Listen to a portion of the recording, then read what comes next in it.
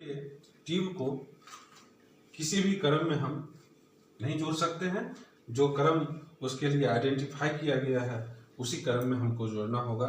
इसमें DTH जो है वो अलग अलग मीटर के आते हैं, 4 मीटर के आते हैं, 6 मीटर के, 8 मीटर के, 10 मीटर के, 15 मीटर के, और ये एज पर रिक्वायरमेंट और भी ज़्यादा हो सकते हैं, लेकिन जनरली इतना तक यूज होते हुए देखा जाता है।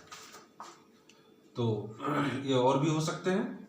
और इसका जो मिली सेकेंड जो है, ये अगर 4 मीटर है तो ये 300 मिली सेकेंड है ms, 6 है तो ये 25-25 का क्रम घटते जाता है, 275 हो जाएगा, ये 250 हो जाएगा, और ये 225 हो जाएगा, और ये 200 हो जाएगा। तो ये इस क्रम में जो है, ये मीटर जो है 2-2 मीटर का डिफरेंस जो है वो 25 मिली सेकेंड घटते हुए क्रम में होता है। और ये इस तरह का होता है, और ये DTH है। तो इसको जो है क्रम जो जोड़ते हैं वो विशेष सावधानी बरती जाती है जोड़ने में, और इसमें जोड़ते समय टाइम फिट होने के बाद किसी भी क्रम में जोड़ देते हैं। ये लेस वाइब्रेशन और नॉइज इसके रिस्पेक्ट में देता है, और ED जो है इससे बहुत ज़्यादा कॉस्टली भी है। अक्सर ये पूछा जाता है एग्जाम में, ओरल एग्जाम में पूछा जाता है कि बैक ब्रेक क्या होता है। ओपन कास्ट में काम किए होंगे तो मुझे लगता है बहुत लोगों को पता होगा बैक ब्रेक, लेकिन ये बहुत महत्वपूर्ण चीज़ है। बारीकी से समझने से आपके एग्जाम के साथ साथ लाइफ में भी काम आएगा। बैक ब्रेक क्या है कि हमने ये मेरा जो है ये बेंच है। अब बेंच में आप देख रहे हैं कि 3 रो हॉल किया हुआ है, इसको रो बोला जाता है। ये सीधा जो पिलर जो होता है, पिलर को बोलते हैं कि कहाँ पर पिलर का कॉलम देना है। तो मतलब सीधा जो वर्टिकल खड़ा रहता है उसको कॉलम बोला जाता है, और जो इस तरह से सोया हुआ रहता है उसको रो बोला जाता है। तो ये लाइन जो है यहाँ पे हम देख रहे हैं कि 3 रो है। और जब हम ये आगे वाला जो ब्लास्टिंग करते हैं तो ये ब्लास्टिंग हो करके यहाँ पर 3 रो, मान लीजिए कि हमने 3 रो ब्लास्ट किए हैं, तीनों रो ब्लास्ट हो गया, और ये पीछे का भी पोर्शन यहाँ पर ये पोर्शन को ये क्रैक कर दिया। ये पोर्शन को, ये तीनों रो ब्लास्ट हो करके ये पीछे के पोर्शन को क्रैक कर दिया। और ये क्रैक जब पीछे का पोर्शन कर देगा तो आप सोचिए यहाँ पे जो हॉल करेंगे, तो ये क्रैक में जब हॉल करेंगे तो बीट भी फंस करके बीट टूट जाएगा। दूसरा होगा कि जब हम एक्सप्लोसिव इसमें डालेंगे तो क्रैक में बह जाएगा, हमको प्रॉपर जो है ब्लास्टिंग सीक्वेंस नहीं मिलेगा, और ये प्रॉपर पावर बूस्टर ब्लास्टिंग के दौरान नहीं मिलेगा, तो एक्सप्लोसिव चूंकि बह जाएगा। दूसरा है कि फ्लाई क्रैक में हम चार्ज भी बाद में हॉल करके करते हैं, तो क्रैक अगर हॉल जमीन अगर क्रैक हो चुका है तब अगर हॉल करके चार्ज करते हैं तो फ्लाई रॉक की भी संभावना इसमें बढ़ जाता है। और ये बहुत मुश्किल हो जाता है कि पीछे का, आखिर ये पीछे का हार्ड मटेरियल है, क्रैक हो चुका है, तो आप इसको करे तो करे क्या, तो काफ़ी मुश्किल हो जाता है। बैक ब्रेक में यही होता है। बैक मतलब पीछे, ब्रेक मीन्स टूटना। ये ब्लास्टिंग के बाद जो पीछे टूट जाता है, क्रैक हो जाता है, इसको बैक ब्रेक कहते हैं। तो आखिर इसको रोके क्या, तो इसके रोकने के लिए है कि हम जो है बर्डन को घटा दें। अगर हम बर्डन को घटा दें, बर्डन कहते हैं कि एज जो है ओपन कास्ट में जो बेंच का किनारा है, ये किनारा से जो फर्स्ट हॉल की जो दूरी है, ये इसको हम, इस दूरी को हम बर्डन कहते हैं। इस दूरी को हम बर्डन कहते हैं। ये सीधा जो चला गया ये बर्डन हो गया। और स्पेसिंग एक टर्म होता है, 2 हॉल के बीच की दूरी को जो है इसको हम स्पेसिंग कहते हैं।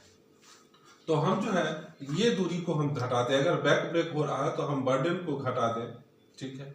तो ये प्रैक्टिकली करके भी देखना पड़ता है कि हमको क्या करना है। हम पीछे वाला हॉल जो है इसके बर्डन को, ये हॉल और ये हॉल के बीच की दूरी को थोड़ा हम घटा दें, तो भी बैक ब्रेक हमने प्रैक्टिकली पाया है कि पीछे वाला आगे के बर्डन को छोड़ दिए, और पीछे वाला हॉल के बर्डन को, ये दूरी यदि 3 मीटर था तो इस दूरी को हमने 2.5 मीटर कर दिया, और हमने पाया कि ये बैक ब्रेक जो होता था वो बंद हो गया। अगर यहाँ से भी बंद नहीं होगा तो आपको ये भी बर्डन को घटाना पड़ेगा, तो आप बर्डन घटा देने से हो जाएगा। पीछे वाला हॉल में चार्ज ज्यादा होने से भी बैक ब्रेक होता है, तो पीछे वाला जो हॉल है, ये हॉल, इसमें चार्ज थोड़ा सा प्रैक्टिकली देख के घटा देने से भी बैक ब्रेक जो है सो नहीं होगा। और बैक ब्रेक बहुत ही ये भी फ्लाई रॉक में एक बहुत पूर्ण भूमिका निभाता है, तो हम इसको रोक सकते हैं। बर्डन को याद करने के लिए आप इस टेक्निक से भी याद कर सकते हैं कि बेंच के जो किनारे हैं, जो स्मूथ किनारे होता है बेंच का या टेपर किनारे होता है बेंच का, वहां से एकदम किनारे से आप जो है 90 डिग्री पर फीता लगावें उस किनारे से, तो ये हॉल के बीच की जो दूरी है उसको हम जो है बर्डन बोलते हैं, और दो हॉल के जो बीच की दूरी होता है उसको हम स्पेसिंग बोलते हैं। नेक्स्ट क्वेश्चन है मेरे दोस्त कि फ्लाई रॉक को आखिर कैसे रोका जाए। हमारे ब्लास्टिंग में क्या ऐसा करना चाहिए या क्या हमको करना होगा जिससे फ्लाई रॉक जो है सो रुकेगा। ये बहुत ही इम्पोर्टेंट क्वेश्चन है। फ्लाई रॉक का खेल जो है आए दिन पेपर में आते रहता है, और बस्ती वाले लाठी डंडा लेके दौड़ाते रहते हैं, और ये ब्लास्टिंग वाला जो क्रू हैं, ऑफिसर्स हैं, ये आगे आगे भागते रहते हैं, और जो होता है आपसे छुपा हुआ नहीं है। तो ये फ्लाई रॉक को कैसे रोका जाए। फ्लाई रॉक को रोकने के लिए हमारा जो है पहला जो है वो होना चाहिए प्रॉपर ड्रिलिंग। आप प्रैक्टिकली देखिए कि ड्रिलिंग करते समय डस्ट इतना उड़ता है जनरली, क्योंकि ये क्लासरूम है, हम आपको समझाने के लिए सही चीज मुझे बोलना होगा। ड्रिलिंग करते समय इतना डस्ट उड़ता है कि वहां पर कॉम्पिटेंट जो सुपरवाइजर है वो वहां पे बहुत कम समय देते हैं, जिसके वजह से ड्रिलमैन जैसे मन होता है वैसे ड्रिल करके चला जाता है। ठीक है, अगर वहां पे ड्रिलिंग में जैसे वाटर इंटरलॉकिंग सिस्टम हो, वाटर स्प्रेइंग सिस्टम हो, डस्ट कलेक्टर सिस्टम हो, तो वहां पे डस्ट नहीं उड़ेगा, और उस कंडीशन में जो है सुपरविजन बढ़िया होगा और ड्रिल बढ़िया होगा। चाहे एनी हाउ यदि हमको फ्लाई ऑफ रॉक रोकना है तो प्रॉपर ड्रिलिंग करवाना होगा। प्रॉपर चार्जिंग,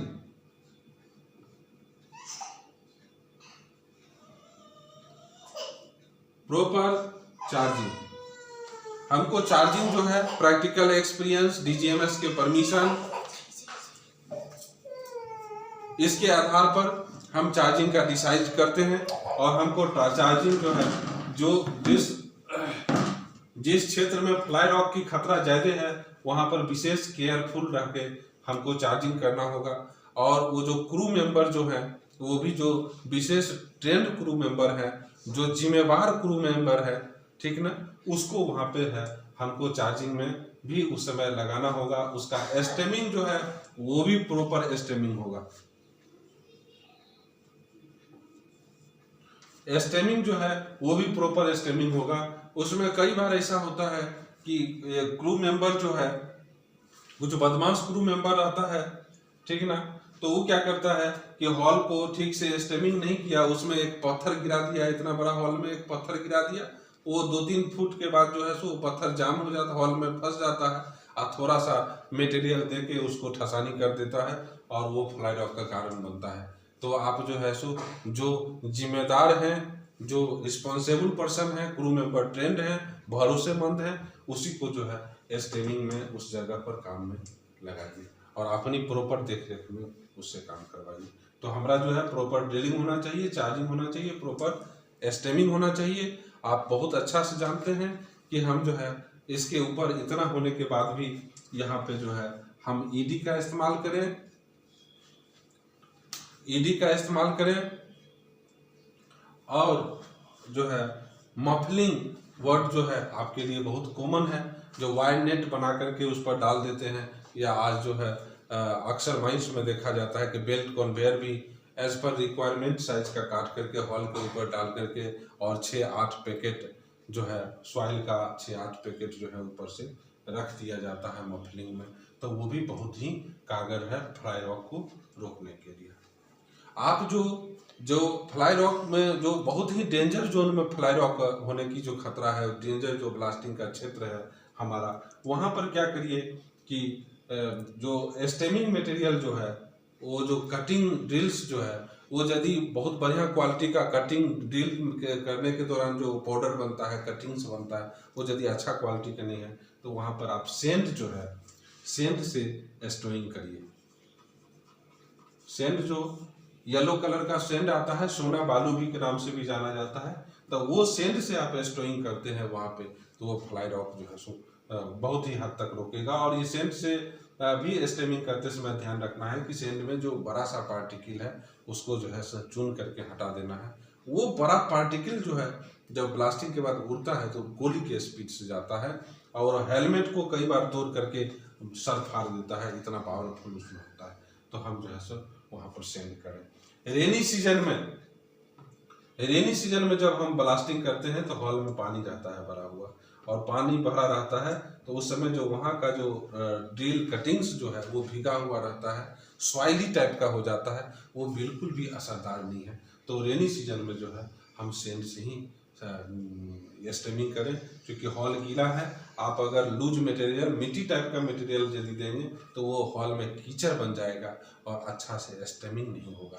तो क्या होगा, वो पूरा का पूरा उड़ जाएगा और फ्लाई रॉक का कारण बनेगा। तो उसमें हम सेंड का इस्तेमाल करें ऐसे जोन में, तो ये हर दृष्टिकोण से सुरक्षित है और हम फ्लाई रॉक को पूरी तरह से जो है सो हद तक कंट्रोल कर सकते हैं। आगे दोस्तों, हमारी शुभकामना आपके साथ है। आप मैनेजर का इंटरव्यू देने जा रहे हैं तो आपको हमेशा महसूस करना है कि आप मैनेजर हैं।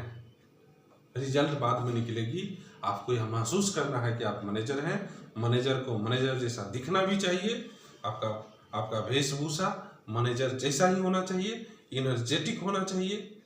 और वहाँ चूँकि आप एग्जाम देने जा रहे हैं तो साथ में मैनेजर के रूप में आपके पास शालीनता भी होना चाहिए। कोई ज़रूरी नहीं है कि हर क्वेश्चन का आप जवाब दे दें। जो नहीं आता है तो विनम्रता से, ठीक है, विनम्रता से आप बोल सकते हैं कि ये इस प्रश्न का उत्तर हमें नहीं मालूम है।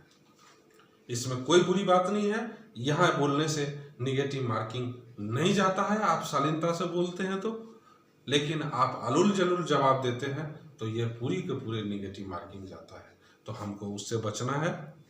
और तो अपनी शालीनता के साथ प्रश्न को गंभीरता के साथ सुने, मुस्कुराते हुए स्वर में जवाब दें। और मैनेजर का काम होता है मैनेज करना, वो परिस्थिति में अपने आप को मैनेजर की तरह मैनेज करें। और बेस्ट ऑफ लक। और एक चीज़ जो मैं अंत में बोलूँगा कि आपको यह वीडियो जो आप कंटिन्यूअस देख रहे हैं आइडिया के फ्री एजुकेशन सेल में, तो जो भी फैकल्टीज हैं जो आपको क्लास लेते हैं, अपना कीमती समय आपके लिए देते हैं, आपके प्यार से आपके लिए कीमती समय देते हैं, उनका हौसला को ज़रूर अफजाई करें, ज़रूर कमेंट्स करें, लाइक करें वीडियो को और सब्सक्राइब करें और ज़रूर कमेंट्स करें। और कुछ और अगर आपको चाहिए तो वो अपने कमेंट्स में ज़रूर लिखें।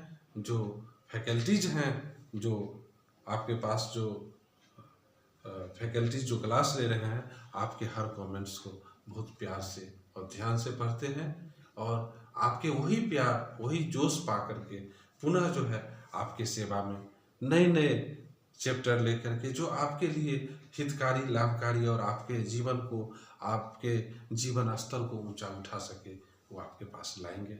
बहुत बहुत थैंक्स और ढेर सारी शुभकामनाएं के साथ आप जरूर पास करें। माशाअल्लाह।